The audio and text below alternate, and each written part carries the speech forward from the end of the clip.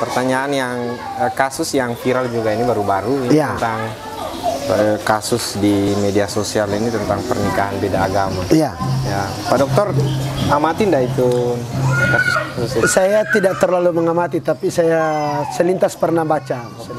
Sepintas pernah baca bahwa sebelum nikah ke Muslim, dia ke gereja dulu untuk dibaptis. Silakan dijawab. Sebenarnya kalau nikah beda agama kan dalam Al-Quran ada. Beda agama itu boleh nikah dalam Al-Quran itu ada. Tetapi kan syaratnya harus Muslim laki-laki, perempuannya yang non-Muslim.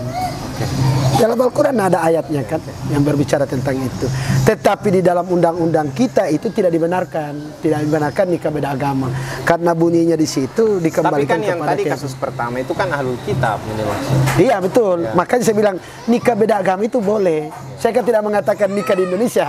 Nikah beda agama dulu. Itu boleh asalkan Muslim laki-laki, perempuannya non-Muslim. Satu.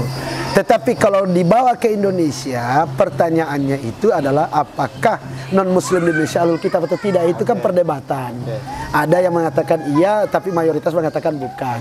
Sehingga dalam undang-undang kita itu baik itu undang-undang tahun 74, undang-undang 1974 tentang perkawinan maupun yang undang-undang yang paling baru yang 2019 itu kan tidak membenarkan nikah beda agama. Itu di undang-undang kita. Masuk ke KHI, ke kompilasi hukum Islam juga tidak. Jadi kalau kita bicara nikah beda agama itu seyogyanya untuk di Indonesia kayaknya memang sulit. Itu tadi karena yang meskipun dalam Al-Quran ada, tetapi kan itu bicara ahlul kitab, dan ahlul kitab itu syaratnya adalah memang dia dari awal tidak pernah pindah agama.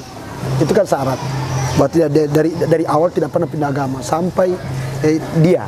Jadi dari turunannya itu, nenek moyangnya itu di situ terus.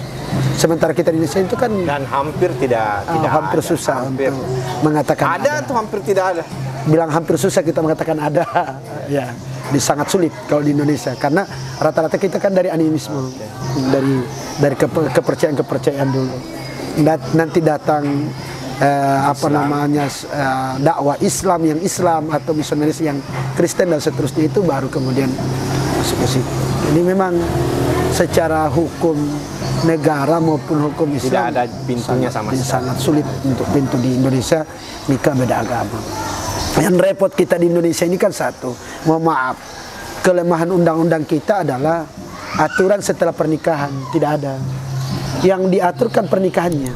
Tetapi setelah pernikahan kalau misalnya ada yang murtad misalnya atau keluar dari Islam, itu kan tidak ada aturannya. Di undang-undang kita tidak ada. Sehingga banyak masyarakat sekarang itu yang hidup tetap suami istri padahal beda agama.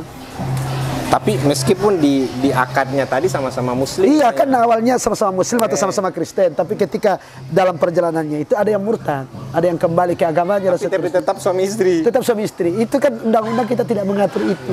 Padahal hukum bisa mengatur kapan ada yang murtad langsung batal pernikahannya.